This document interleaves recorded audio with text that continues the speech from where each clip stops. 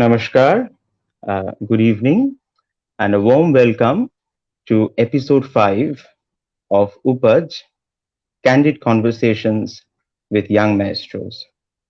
Our maestro for today is Sri Subhranil Sarkar, who is a senior disciple of Ustad Shahid Parvez Khan Sahab, and he's a leading exponent of the Etawah Gharana of sitar playing in the younger generation. Pleasure to have you here. Namaskar. Thank you for inviting me over here, Chitrayudh. And thanks to Upaj. And I have seen some of the episodes that you have already done. They were super fantastic because the musicians were really good and they spoke such wonderful things. We learned a lot of things together. Yes. Thank you. Thank you. Thank you for your kind words. Shall we begin? My first question to you is, how did your journey as an instrumentalist begin? What were the first lessons that were taught to you? The first lessons were Sargons, Sare Gama Padanisa, but in Bilawal. So that's how Okay. it all started. Yes. Who was your first teacher? When it came to sargams, were they sung to you? Did you have to sing them or did you play them all along? No, we had to play on the instrument. My teacher was Sri Bimal Chattopadhyay. He's still alive. He's around 93 years old, and he stays in Oh, Dongju. So he's a senior disciple of Pandit Kashinath Mukherjee, who was, of course, I mean, everybody knows about him. Such a wonderful musician, radio artist, and also a concert artist and performer. He has toured all over the world, right? So, but he right. was also the student of Ustad Baruvamalika Khan Sahab, Sri Yes. Srinivas Nag, and also Amir Khan Sahab. So from that tradition, we learned. So my first guru taught me sargams on a sitar. He used to come to Kolkata, because I could not go to Donju, and also he was coming those days. And we had no understanding that you have to go to your guru's house, right? Right. Because these are things that we understood later. But Yes. What was your that's age how back it all then? started. 6 years, five and a Oh, half, so you were six a around toddler that time. practically. Sorry, So you were a toddler practically. absolutely, absolutely, And he was the one who placed the sitar on your hands for the first time. Right. exactly, exactly. And was he a very compassionate, kind of benevolent kind of guru? How did he deal with children? He was.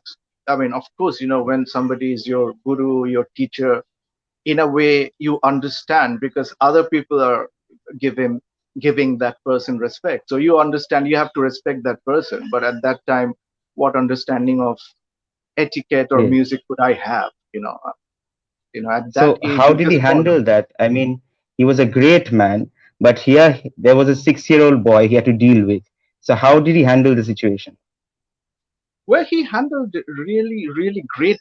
Perhaps if you, if I think about it now, because when I was very young, I used to love playing cricket and whatever and all, wasting time, of course, and all those kind of stuff. And Right. then I have to play, but in some way, he made me play as well, and he managed me well as well. Now I understand. So he tolerated all your mischief or all your truants and the fact that you would play and not probably practice, or that because of playing, because you're an instrumentalist, ask this question precisely because you're a sitari, you could also get injured in your fingers. So that was probably also an issue. So did he tolerate all that? He had no Yes. issues with that. No, he Right. had no issues actually. He was not really like authoritative as such, but I had a reverence for him. Right. Somehow I do not know, but I had that. And he used to come and he used to teach, and I knew that before he came, I have to do riyaz at least, even if I do not do riyaz. But then my dad was making me do riyaz every day. My mom was making me do riyaz every day, especially my dad, who used to make me a lot of riyaz. So I was mostly prepared but those were things. Um, those were things that were taught, and I had no understanding of music. I was just following along as my Right. parents were saying, as my guru was saying. And also two more important people. One is a very known sitar player, Sri Ovik Mukherjee, and his father, uh, Sri Todit Mukherjee. They used to help me. I started playing in their sitar, and Oh, my right. Guruji, yeah, it was a small sitar that I used to, single sitar, small, that I used Right. to, you know, play, not Right. play really, but, enjoyed my time perhaps, or wasted. Right. So um, at that time, uh, my first Guruji, you know, he put some ideas in my parents' mind that, this person Mm. perhaps will be able to play later. So my parents also believed in that, and they felt that I need to be pushed towards it. Right. So that's how it happened. And my first guru really did a great job in that way. So, how did you get acquainted to your first guru? You come from a family of connoisseurs, I presume. That is how they could contact him, right? Well, I mean, um, Avigda and their family, they were very close to us. I mean, for quite a few years. I mean, from the very beginning, they were. I mean, my parents and his parents were very close. My own brother and Avigda are like friends. We used to go to the same school and that kind, right? So Right.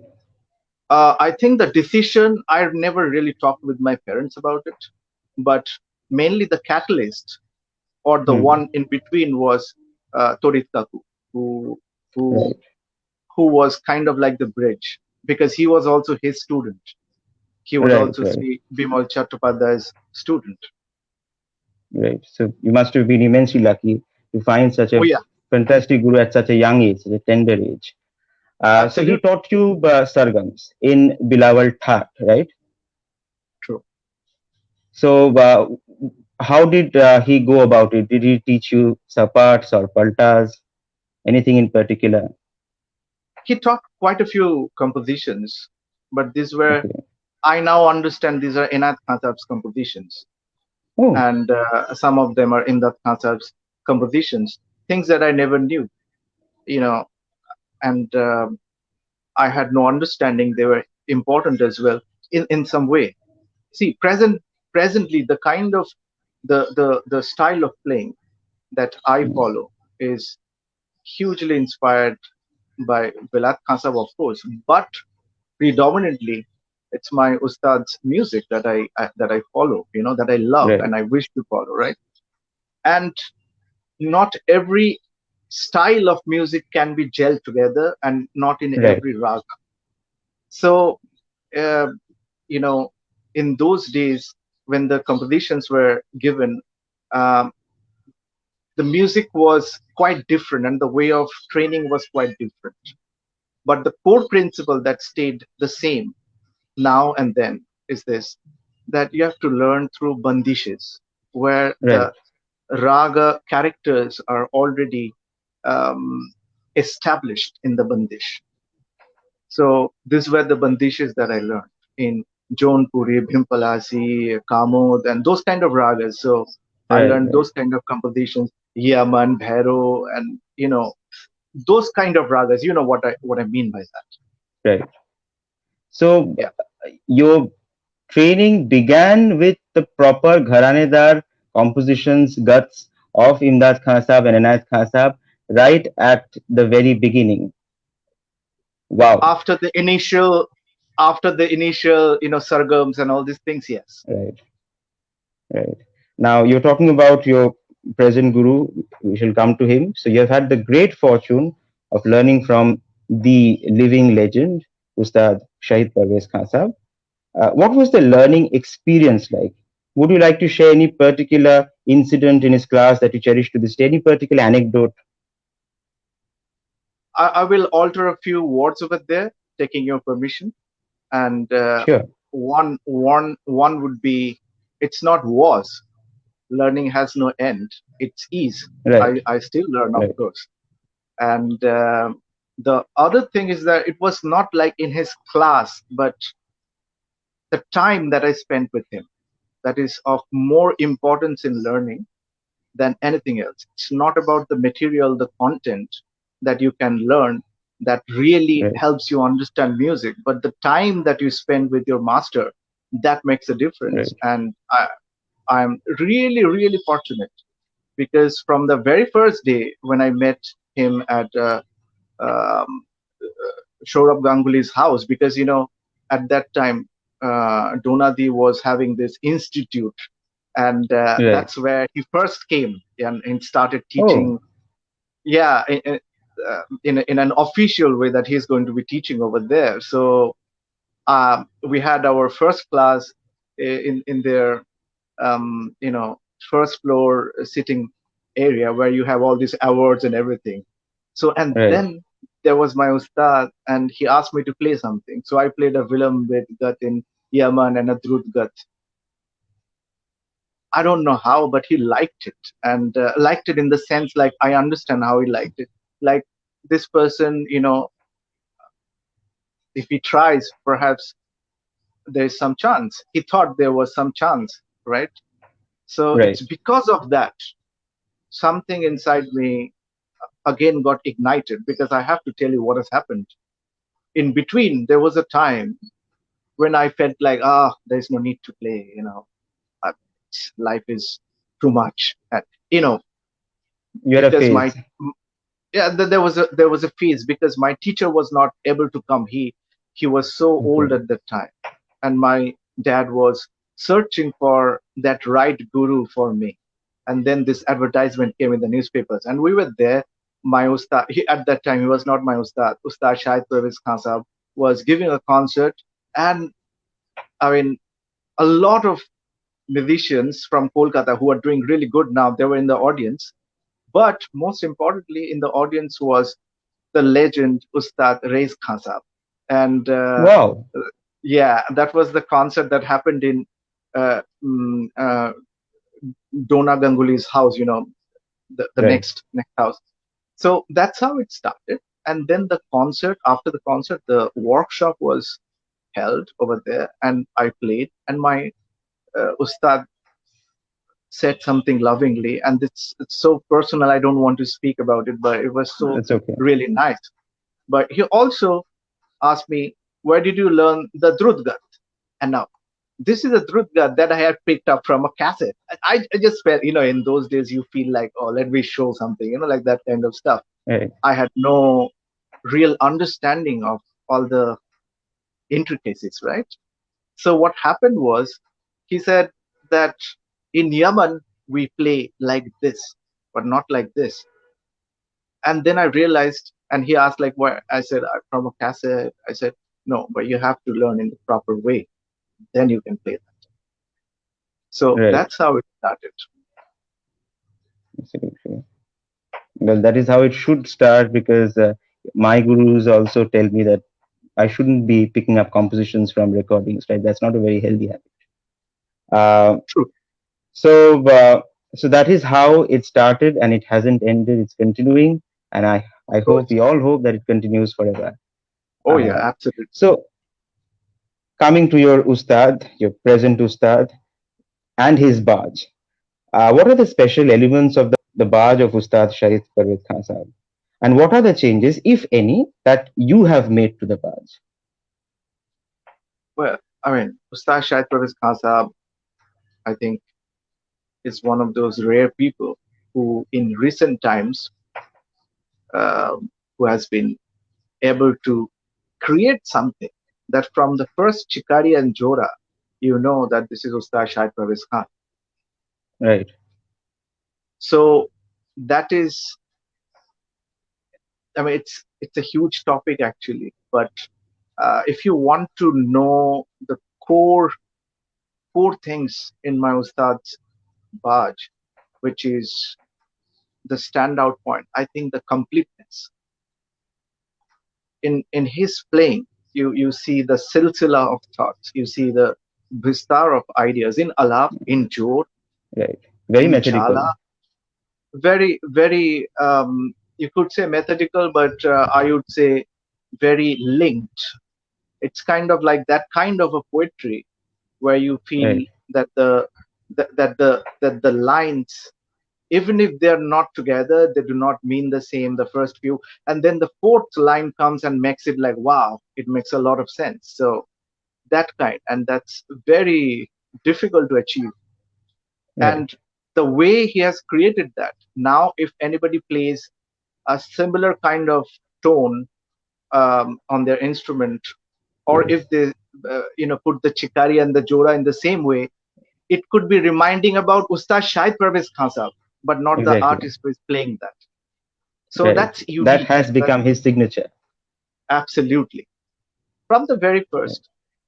But it Right. doesn't really, I mean, frankly speaking, because I've listened to him from such close distance, uh, you know, uh, it's very, very difficult to actually um, recreate that aura. And it's impossible, not difficult, it's impossible because Right. every person is different. And his uniqueness is linked to his own temperament and to his own understanding of music. You might not have the same temperament, Right. right? Exactly. So I would say completeness to answer your question in a few words. Yes. And you spoke about the fact that others may borrow his techniques and follow his techniques, and their music would remind the connoisseurs of Khan Sahib and not of the artist. Does this happen to you as well? And how do you deal with it? That's a wonderful question, Chitrayudh. Um, the first thing is that I think in music, there are people who alter the course of um, performance or, Right. you know, expressing music, right?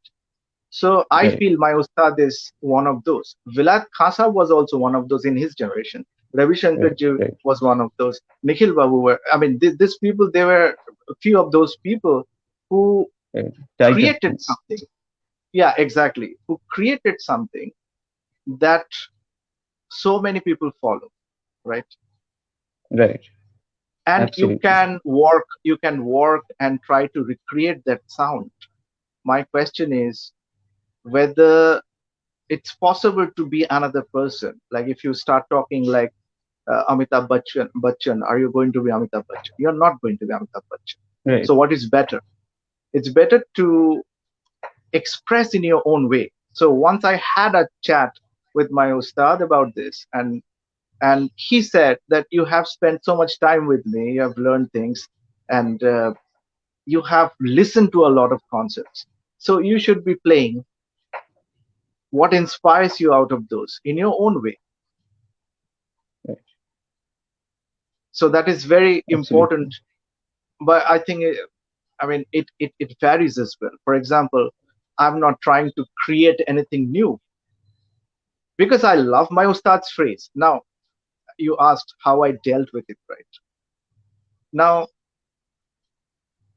I love my Ustad's phrase, the phrasing, the way he, uses silence, the way he uses Absolutely. spacing, uh, the way he rethinks a raga in a way that nobody has perhaps thought in that way on instrumental music, Exactly. uh, right?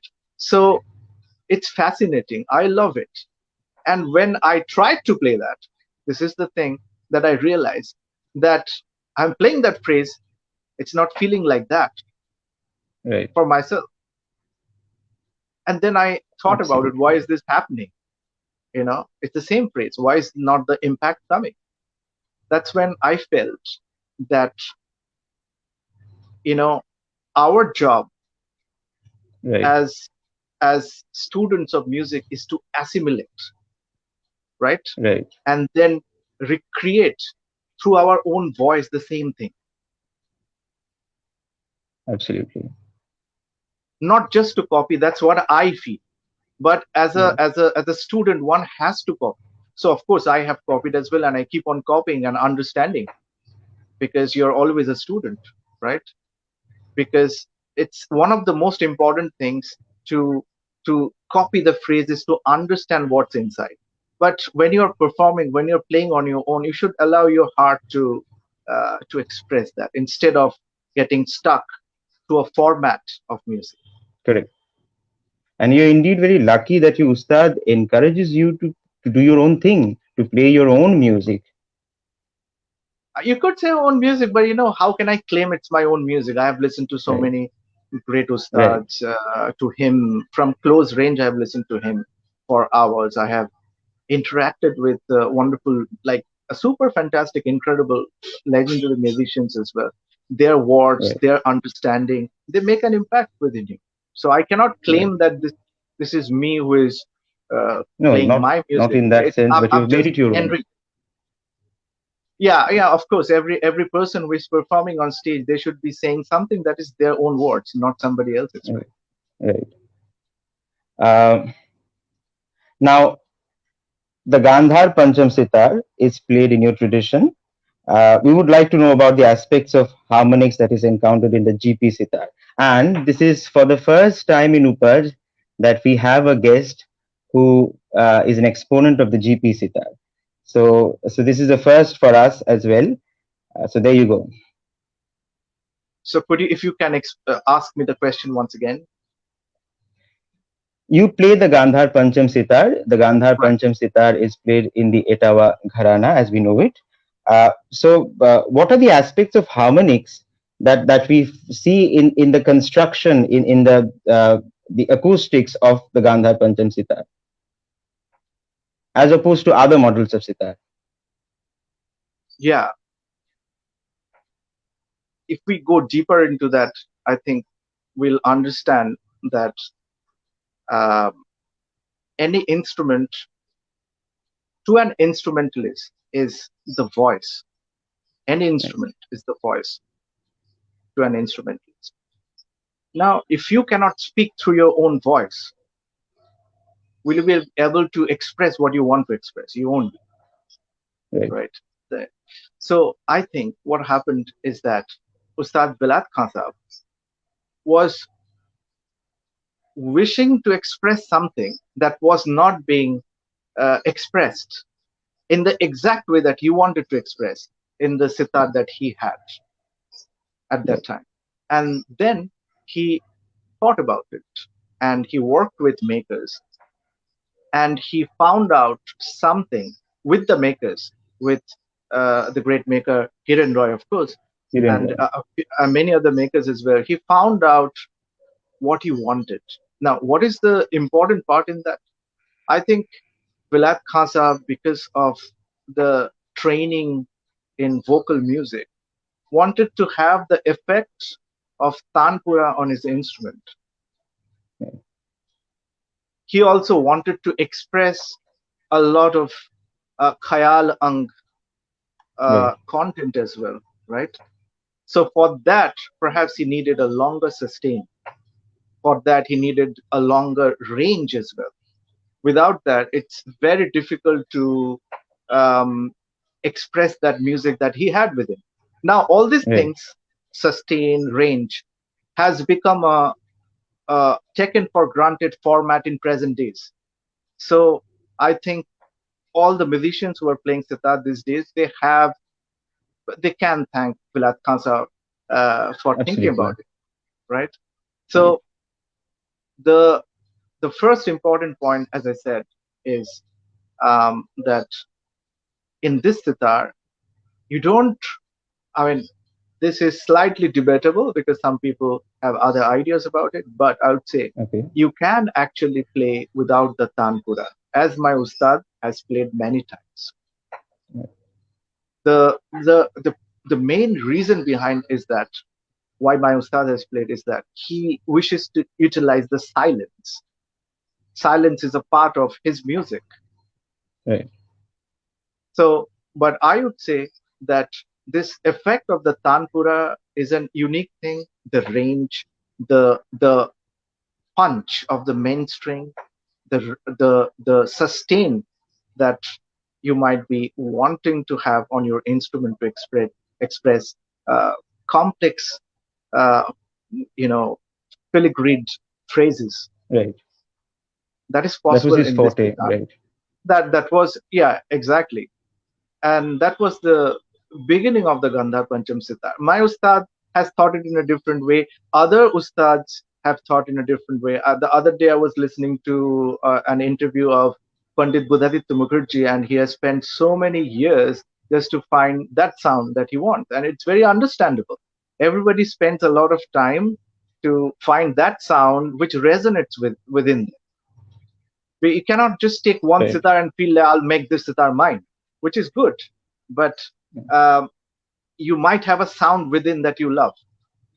So my ustad Yes. spent a lot of time thinking about how to get that sound, and his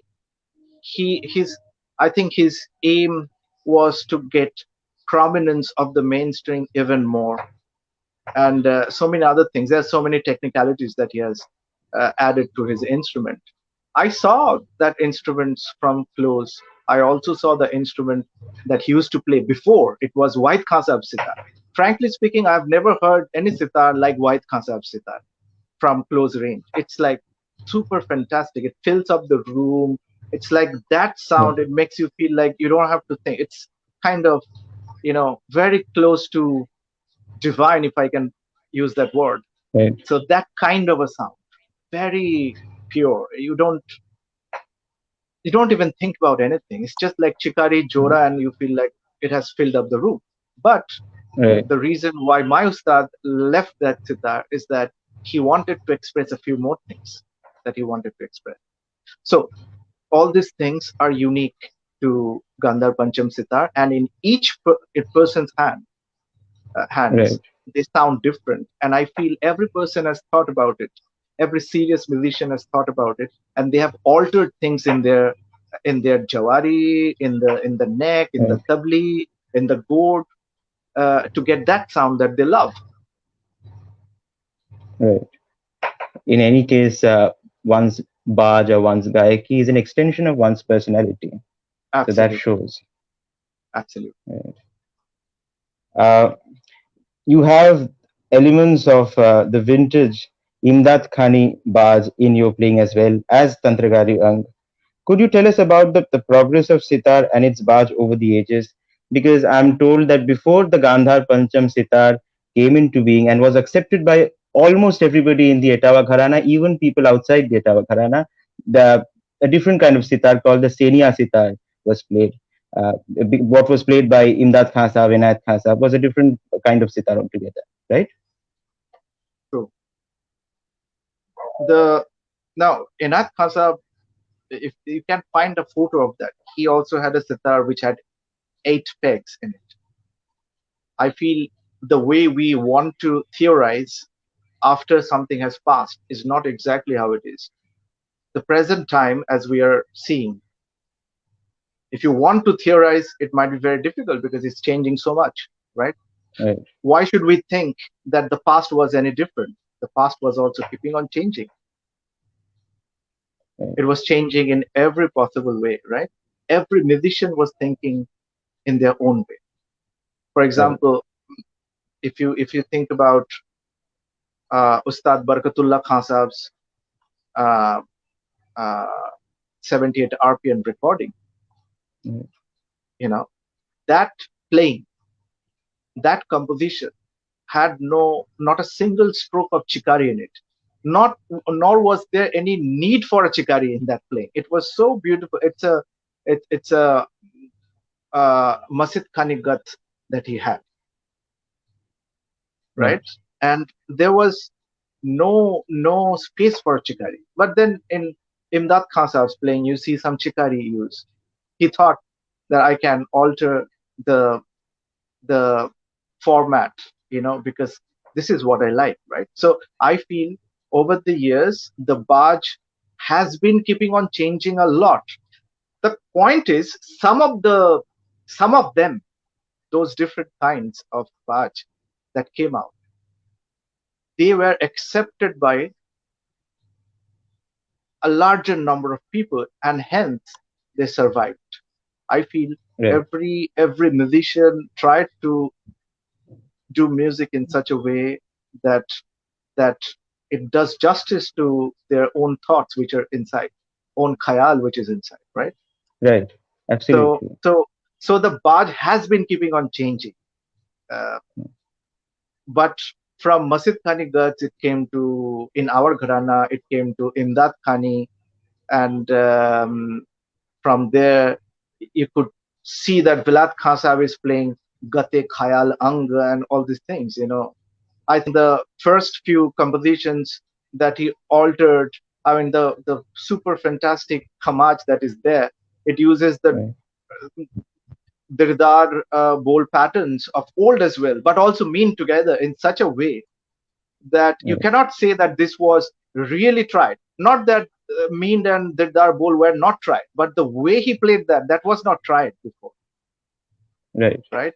So my Ustad, I feel, has, what I understand out of it is that he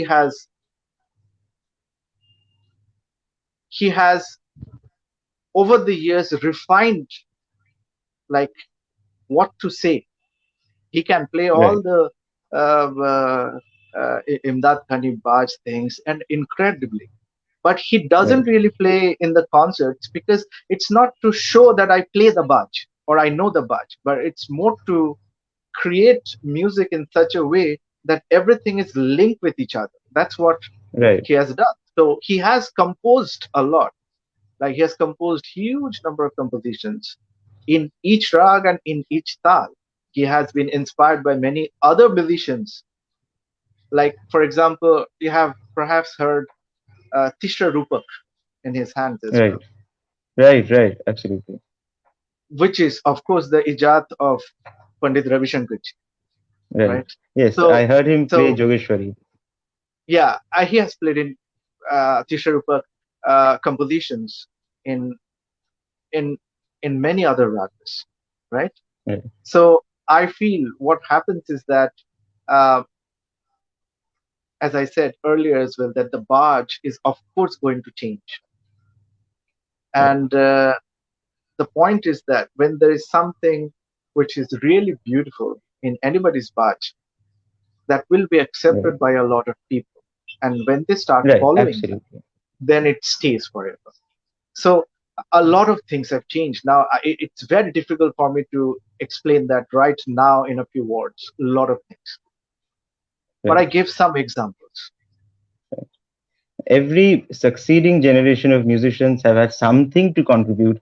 And if we are standing today musically, it is only because we are standing on the shoulders of giants who were there Of before course, us. of course, of course. Uh, you are an aficionado of Khayal. You have pursued your own research as a connoisseur of Khayal. Please tell us about that. And how have you incorporated elements of vocal music in your bads? See, one thing as instrumentalists we have to perhaps realize, or I feel um, it's important to realize that there are unique things in your instrument. Right. Things unique in this way, things that sound good on your instrument. So if you want to recreate the sound of khayal completely on an instrument, in a way you are deciding that I am going to totally overlook what and the unique features of that instrument are, Right. and I want to copy something else which might not be Right. completely easily, I would say, not easily, even I'm very it's very difficult to do that, but it cannot be completely incorporated on your instrument. So it's very important to realize this part so that you can utilize, for example, I'll stop in the middle and give an example. you know Even single notes sound good on instruments like sitar. Right. Just a single note, right? What would you do Right. then? If you go in a technical way and intellectual way and you feel that, oh, I have to play khayal music on sitar, so you are Right. going to overlook that. But if you think there's beauty in that sound, why not incorporate that? So in right, some concerts, you might feel like you want to play things which are not as filigreed. In some other concerts, you might be feeling like I want to play because the mood is like that. I want to play more right, things with a lot of filigrees, right? So Khayal, right, if you have to incorporate on an instrument, the way I understand it is that Khayal is complete in its own way. Sitar has to be complete in its own way. So we right, can take the ideas which make Khayal what Khayal is, the concepts of Barhat, the concepts of Tans, the concepts of Sapats and Gamaks and Chud and all these different kinds of Tans that are there, all these different kinds of filigrees that we can, embellishments that we can use, right? right, So, and also Vistar, continuity, silsila, how you can utilize those kind of concepts, how you can right, utilize Tirobhav and Avirbhav and all these things, how you can have, Bahut, Nyaswar and right, all these things, right? How right. are you going to Absolutely. incorporate that? That is more important than just recreating some phrases Right. And on the even though technical I'm not an level. instrumentalist, I suppose the correct term used by instrumentalists is nikas. The True, nikas of sitar is unique. So true, it has to portray its own sound, no matter how much it takes from khayal, but it has its true. own voice. Absolutely, absolutely. Because you see, Khayal, as people say, have also taken ideas from instrumental music, right? Right, Even right, Dhrupad, absolutely. the present format of Dhrupad, it has also taken things from instrumental music as well. Right, correct. Instrumental music, sitar especially, and sarod, they have taken a lot of stuff from tabla as well, Right, right? They're fantastic absolutely. rhythmic things. They're fantastic um, divisions of rhythm, right? That could be utilized on the instrument. But they might not particularly sound good if you are singing khayal. So Right, should we not use that? That is the question. I think that is a more right, important question to ask. On a right, technical level, it's really difficult to recreate exact khayal. But also we have to keep in mind what is the uniqueness of our instrument, and we should not be forgetting that. right, absolutely. Um, do you make a distinction between Gayaki and Gayaki Ang? In general, sitar faces the issue of lack of sustain. Is that a hindrance to replicating vocal music uh, in totality? If it is, what is the best way to overcome? This is another technical question. Well, to explain that, I'll give you an example of um, give an example from a friend of yours, Sharnavu, who is my student, Sharnavu Right, Gupta. He plays the electric guitar, right? right, Electric guitar has got more sustain than vocal music, right? You cannot have right, such long sustain. Over there, right, you just put the finger and the sound is there forever if you want, right? right, But think about it. Think what are the complications which are linked with that? The complication is that there is a beauty in the waves that could be created and the overlapping waves. That means one phrase ending, and it has got a amplitude difference, and right, then it comes down. And there's the ebb and tide, right? So right, that end part where it just dies out and goes into silence, that is such a beautiful thing. right, The point is to understand what is your cutoff area for your instrument, and that's why you have to work on the sustain. My own sitar is completely custom made by Sri Joyanto Shen Gupta. He's a master maker, and it's completely custom made, and I perhaps made by this time just to understand for all my students as well, and also for other people. I've helped a few other people get sitar for themselves or for their students, and I must have already worked on 50, 60 sitars at least. Right. So I was mainly trying to understand the kind of sound that I want. Right. And in every step after the finish, I shared that work with my Ustad. He played on that instrument and he liked a few of the instruments, the few instruments that I played for different characteristics. Right. But at the end, there's something like sometimes you feel that the bass could go up. No matter how good you do Jawari, that bass is not going to go up. It's because it's something to do with the gourd. So what do? You have to get something else, right? Right. You have to make another sitar like that. But I'm really happy. I like the sitar that I play. Absolutely love it. So Right. as I was saying, we come back to the point about sustain.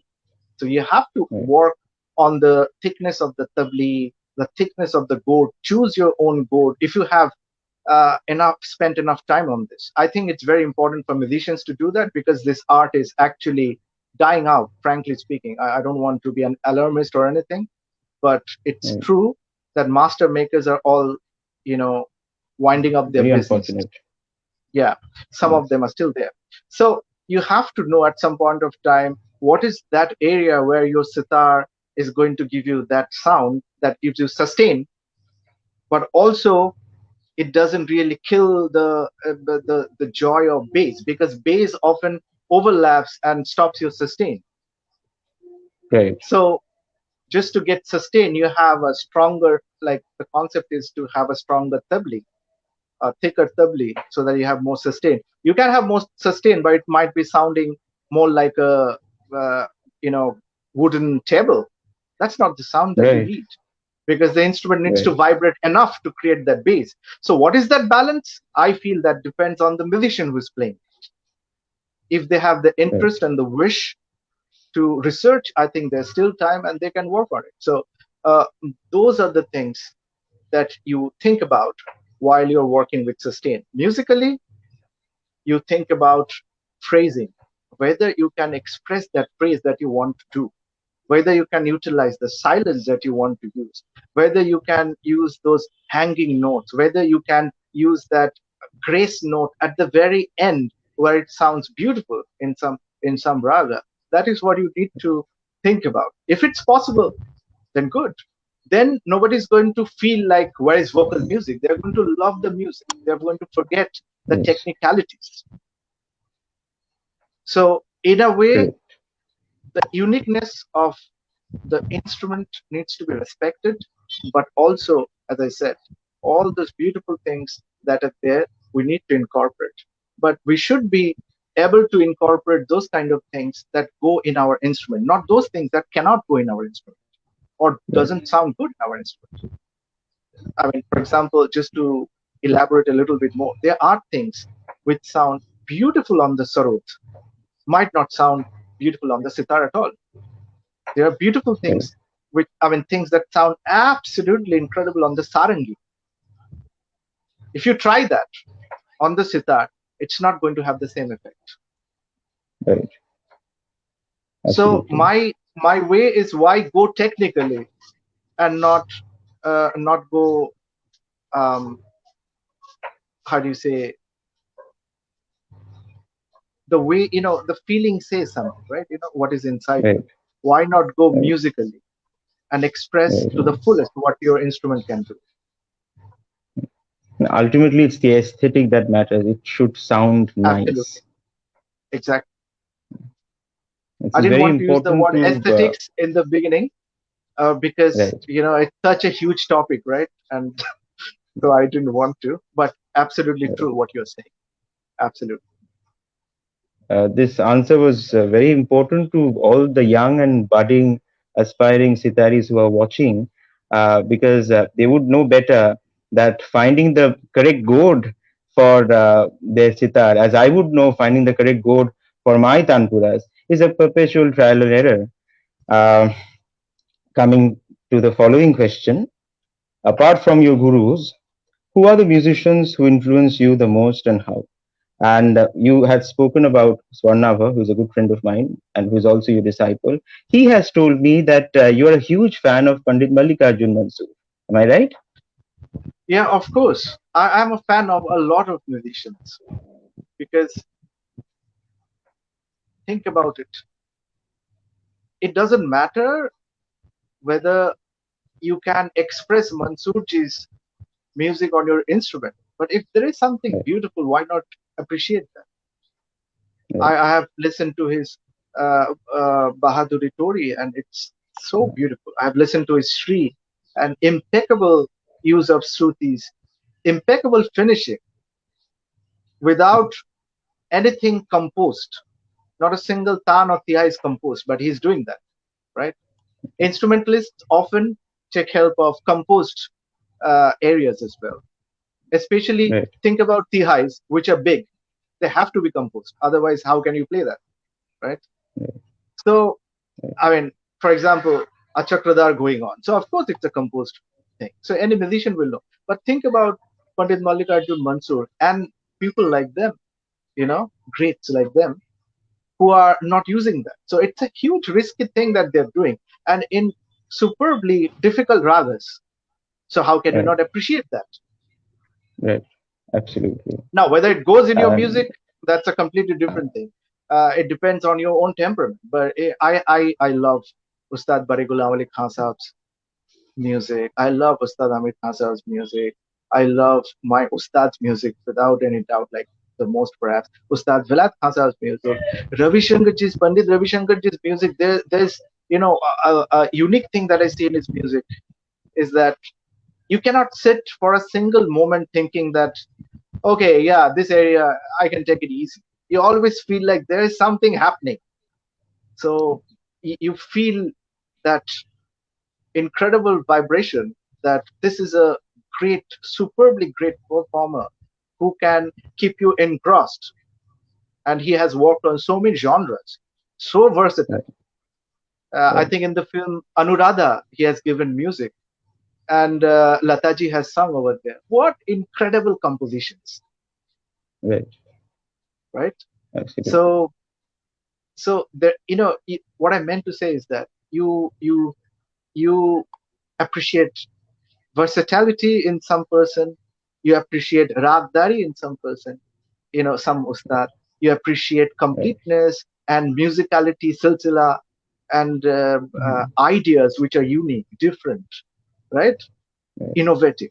So you appreciate many right, things. Or for example, what I absolutely um, love in Ustad Vilat Khan Sahib's playing is that you're giving this small little area and he creates this huge universe and it feels like never ending. He can go on and on and on and on, right?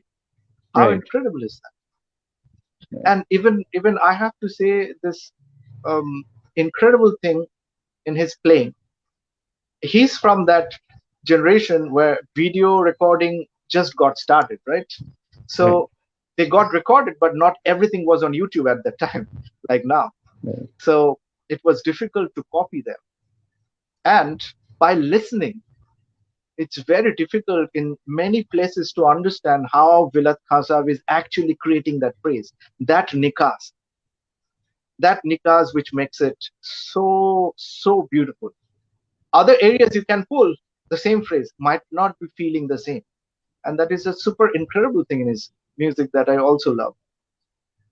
So I love many musicians' music, contemporary and even, I mean, you know, liking also differs, right? right, I like many beautiful things in the contemporaries of this generation, like my contemporaries. I like them because they're playing something or singing something which is beautiful. Why not appreciate that? right, You know, one has to understand that the rat race is not just in the public sector where you work or the private sector. It's also in music. right, So why not be open hearted and see where there's beauty? If there's beauty, appreciate that. If it works in your music, why not take it? right, I think that is the uh, biggest form of appreciation when you take somebody else's idea in your music. right. Every musician has some gift, some musical gift to offer. It is Absolutely. upon us to decide which gifts to accept and which gifts to appreciate from a distance. Absolutely. Absolutely. Uh, Now, this is our last question. We shall wrap it up now. What is your take on Riyaz for the body and Riyaz for the mind? How should a student think about his music? Now, you're a prolific teacher. What training regime do you believe in and why? Quite a few questions. If you can ask one at a time, it will be easier for me to explain. What is your take on Riyaz for the body and Riyaz for the mind? I mean, they are not really separate. The first thing is to train the mind of a student or yourself. Of course, you cannot train yourself that much. Otherwise, you'll be becoming a Buddha. That's why you need a guru, right? Right, So uh, I feel, I mean, of course, there are unique talents who have done that as well. But I mean to say, in general, it's um, it's thinking about yourself in a very flowery, huge way, like grand way. If you feel that you can train yourself, it's not easy. So you need a guru, right? But when you are working on yourself or when you are teaching, the first thing that needs to be taught is to to appreciate the beauty of music. The person who can appreciate the beauty of music, hearing, listening to the beautiful things in each musician, right? And right, and that understanding makes a difference, because what you listen is what you become. If you keep on listening to every YouTube link of every artist, you might completely go astray, or you might lose track. And I don't mean to say you should not be listening, but there are all different levels of listening, right? When you're starting out, that is not absolutely the way to listen. The best way to listen is only to your guru, not anybody else. And what your guru says. If a guru says, listen to this person, then you listen to that person. right, That way, you can, in a way, in some way, in the world is very, how do you say, fast, and it's a very small world right now. Everything is in your fingertips. So it's very easy to go to YouTube and listen to something, right? That right, that is the fact. But to recreate the older times in learning the way this music has been passed down through the years. So this many years, what has been passed down.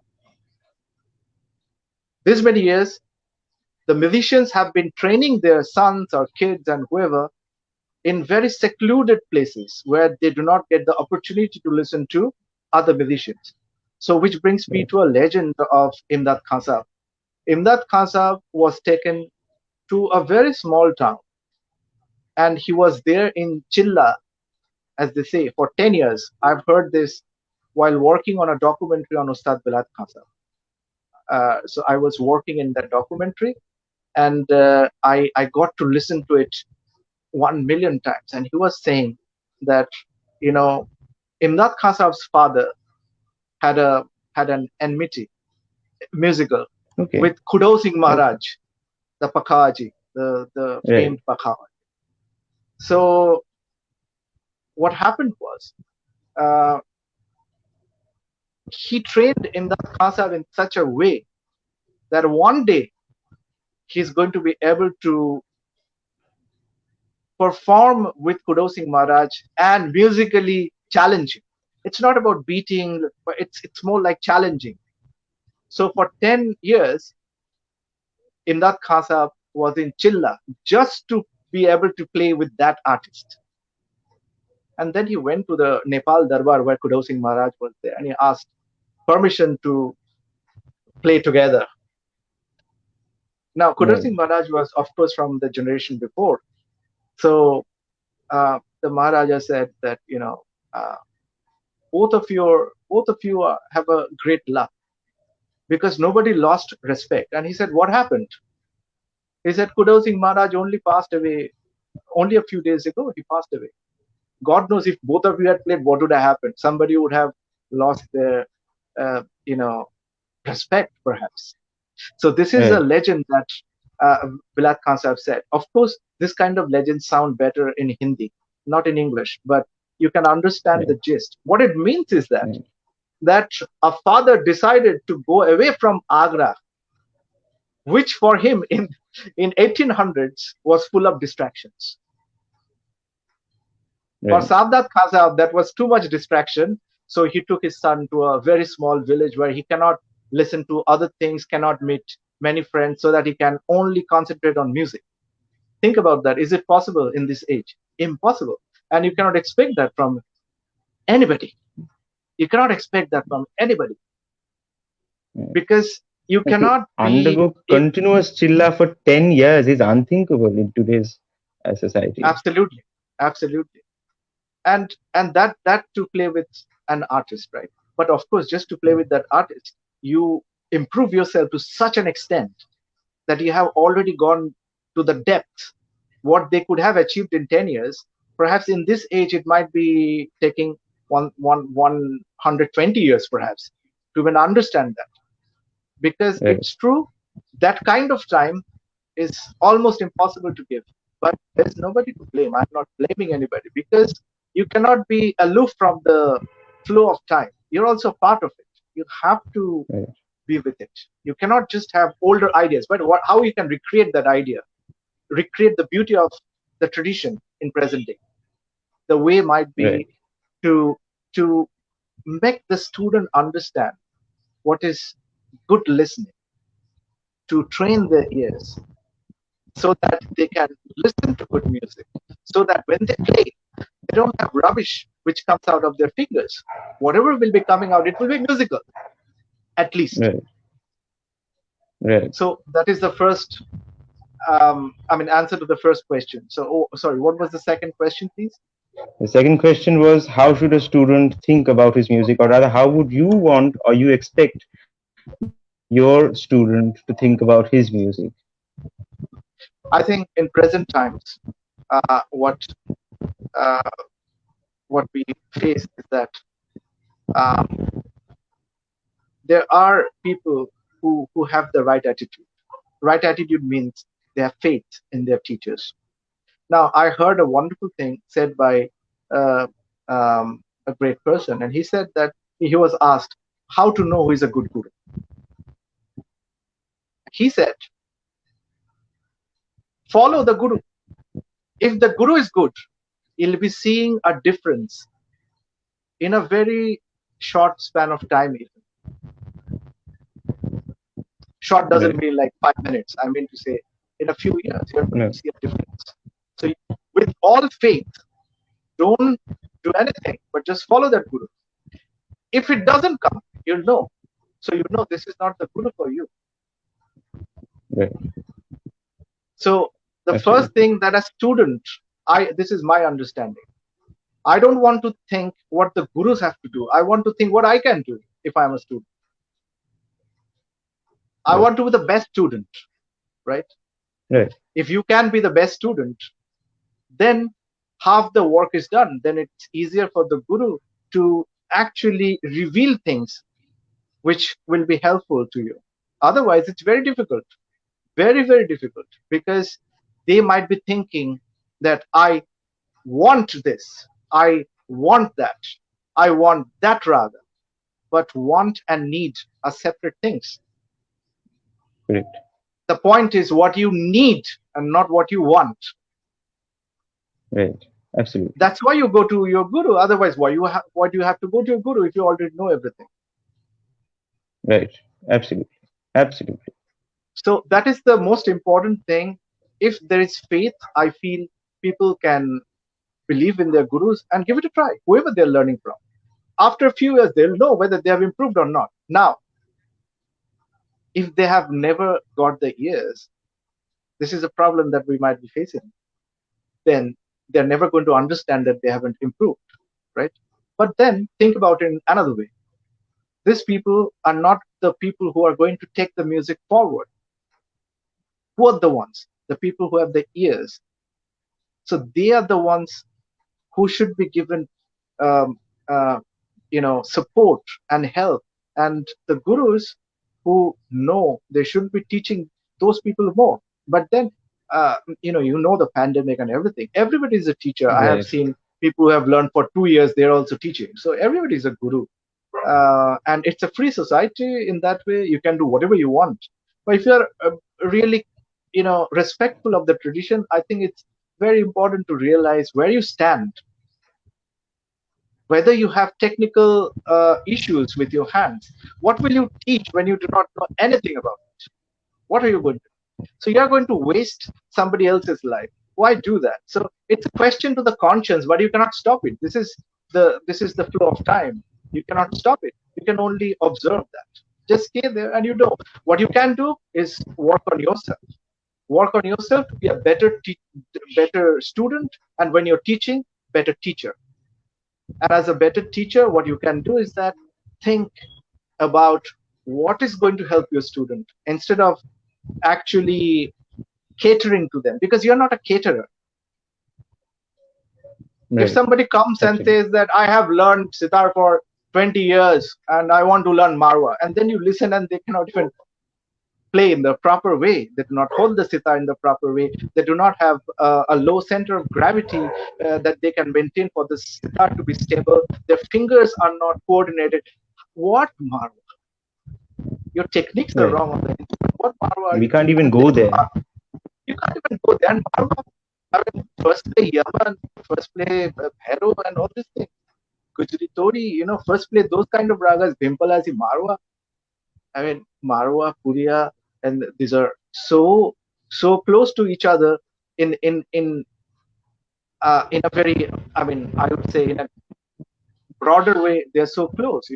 Nowadays people think more about scales. So for them, Right. combination of notes is more important, but that's not what it is. It's a Right. Khayalias raga, Marwa. To express that in the proper way is difficult, because why I say Khayalias raga, frankly, on the instrument, if you try to get that Shruti of Re, technically, that Shruti of Re, if you play Tans, it might, with the fret placed over there, it might not sound in tune. But in Alap, it will be sounding absolutely beautiful. But it might not sound that great on Sargam, Tan Sargam. Right. So there's a slight compromise that one has to do over there. So what can you explain to that person who cannot even tune their instrument properly? Correct. Right. I mean, uh, this is a whole huge topic, Ragdari, and how to Right. maintain that on instruments, how not to make your music like a scale where everything is of equal importance, how not Right. to be that person, right? So you have to research yourself as well and think. But to reach that level, you at least need to be very,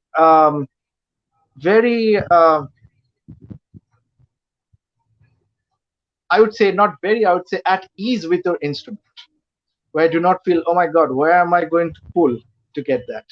That feeling should not be coming. So what can you teach that person who wants Marwa, who wants Malcolms? Right.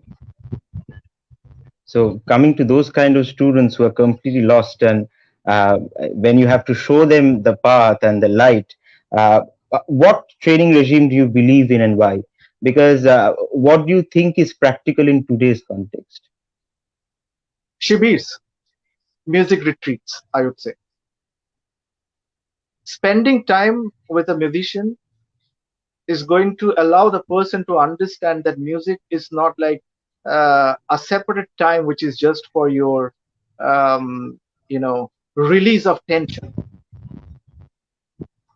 I mean, Right. if you want to sell your teaching, you can say all these things. Oh, music releases tension and all this stuff. But this is not that kind of music. There are many other kinds of music. Listen to that. You don't have to play that. Right. So the joy of music is in its depth. In one way, every musician you come across, when they're asked, tell us about, the history of this music, they'll be saying 5,000-year-old music. And the next moment you ask Marwa, okay, Marwa is this, right? They do not go. There is a lack of honesty over there. I'm not trying to blame. I understand why this is happening. As I said, you cannot escape time. It's not the fault of the teachers. It's the time that we are facing. And often people cater to their students instead of giving the students what they need, right? And how to know? You can say the same thing. You can say exactly what I'm saying. The only way of knowing it is if the student improves. If that student doesn't improve, it could be two reasons behind. One is that the student is not attentive enough, or it's something on the part of the student, or you're not really giving it in the right way, or you do not have the time to devote. It could be all those things, right? Those two Right. things. So I think what is practical is those people who are interested, they should be going as much to their gurus, not for 1 hour classes of, uh, you know, 50, $60 or whatever, $100. It's whatever people charge. It's not just about that. It's being with your master, with your guru, and having unwavering faith on your guru, whoever your guru is. That can make a difference. At the most, if you have a mistake in your technique, it can be undone. Even if you have learned a mistake for 10 years, 12 years, even 20 years, I have experience of that. I have seen people change. There have been people who have come who have learned for 20 years and they had technical issues that stopped them. And just knowing how to alter that area, which is a conscious effort, right? From the teacher's part as well as the student's part. They have to work together. And if they can work on it, even 20 years of wrong technique could be reversed. So there's always hope. So I would always say have faith in your guru and work, but also be intelligent, know whether you're improving or not, because there are lots of fake gurus out there as well. So Yeah, there right. are fake Correct. students as well. So all kinds of things are there. Never settle for, I would say, anything uh, which is cheap. You know, go for Or something which is shallow. life Right. changing. Shallow, I would say. Shallow. Go for something which is life changing. Go for the depth if you're serious about it. Otherwise, you'll have the skills to play, but not the music, because the music Right. can only be it's something which could be rubbed onto you by your guru. It's not Right. something that every person is born with. Some people are born with it, but mostly it gets rubbed because it's kind of like a spark that gets passed down through the generations. It's not just the compositions or not the formats of music. As you Right. said, the aesthetics, the vision, that is the thing that gets passed on through the generations. And when you understand that, the depth of this, then you understand that you have to spend time with your guru, not 1 hour lessons only. The lessons, of course, are important, but also spend time. So what I try to do is to make shibirs, music retreats with my students from all over the world. In fact, I have done music retreats all over the world. Wherever I have gone, I have done music retreats so that, for a few days, people can be secluded. They could be away from the internet, be there and play, learn, Right. discuss, talk with an open mind. Like, not like, if your ego gets hurt, then music is not something for you, because often our egos are the barriers to our improvements. So that is the most important thing that one can do, to be with um, your guru, and spend time with your guru. If you can spend a lot of time with your guru, even sizable amount of time, it makes a big difference. That's what I can. And you should be in every opportunity. See, what happens is that if you are a performer, at some point of time, you are going to get busy. At that time, you Right. might not be able to see your guru. What will you do? Because now your profession, right? You cannot Right. overlook that. If there was patronage like in ancient days, then you can spend whatever time you have to spend with your guru forever. At least that's what I would be doing, and many others like me. Most of my friends would be doing that, right? Correct. That's what we would be wanting to do. Right. And but uh, I think the most important thing, as I said, is that this music needs depth. This music needs patience. Right. This music needs to control your ego, control your ego right, of knowing. Now, what right, has happened is that often we say we are students, but we feel like we are already ustads. So that's an ego. We are not right, ustads. That's what is more important, right? So people have to make their name, have to publicize their events, have to do everything. But if they do that with care and honesty, I think the scene is going to be seeing more um, incredible artists because, frankly speaking, the skill level has gone up incredibly, mm, talent level. Every right, generation of human beings are building on the generation which has come before them or the ones who have come before them. So in every generation, the talent level goes up massively. right, So a lot is possible. The potential is incredible. But if you have distractions, a lot of distractions, if you're always running in a rat race to have that incredible something in your life, mm, what will you do? right, You're not going to be able to have that time to work on your own ego, to refine yourself, to redefine yourself, to reinvent yourself, right? right, So that is the most important thing I think the teachers should be doing because at the core, the teachers uh, are also students. Every teacher is a student. There's a Chinese proverb, I think, or Japanese proverb. You know, a teacher is somebody who teaches to keep the learning process going. So this is not a present day idea; right, it's an ancient idea, right? That right, um, and that should be the. But these are all, as I said, right. very idealistic, romantic, idealistic things. Right. Times You said we two see the time. things that I'll speak of. You said that skills get enhanced with every passing generation on one hand. And on the True, other hand, there are things that are handed down from guru to shishya. And I would say one thing that is handed down is values. And by true. values, I mean there are so many things that we may be capable of doing. That doesn't mean we should have the taste for doing them. And I'm talking about skills because oftentimes we do get to see an overt display of skill, which oftentimes masks the aesthetic. So, what is the question, if you can say in a few words? It was an observation. It was not a question. Observation. I Okay, took okay. Sorry, it got two cut in the middle. words I from couldn't your get you. answer Yeah. and drew my own Uh-huh. inferences from it. Fantastic. Absolutely. I Right, agree with you. That's how it is. It's because if you take that thing out of music, there's nothing in music. right, It's just right. Because it technique. is an art, not a And circus act. Right, yeah, absolutely. It's not a circus. And of course, one of the core things in our music is sukoon, as we say, right, tranquility, peace, or whatever you want to say. That state where you forget about time. Playing jhala for 2 hours right. could be a problem. What I mean to say is that for 2 hours you play a jhala, right? Where is the silence over there?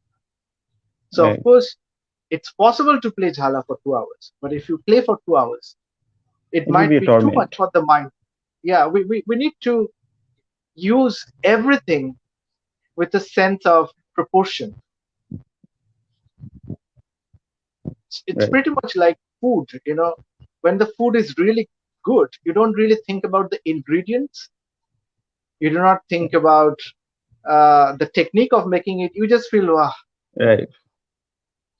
The any whole is any not the sum of performing its art is parts. like absolute. The moment we think in those terms, a lot many things get lost in translation, as they say. True. Thank you so much for agreeing to do this interview. Uh, No, it was my pleasure. it was a very educative. Thank you. Thank you, sir. Thank you. It was my pleasure. Okay, Good night, namaskar. Thank you. and good night to Good night. everyone who's watching. Thank you.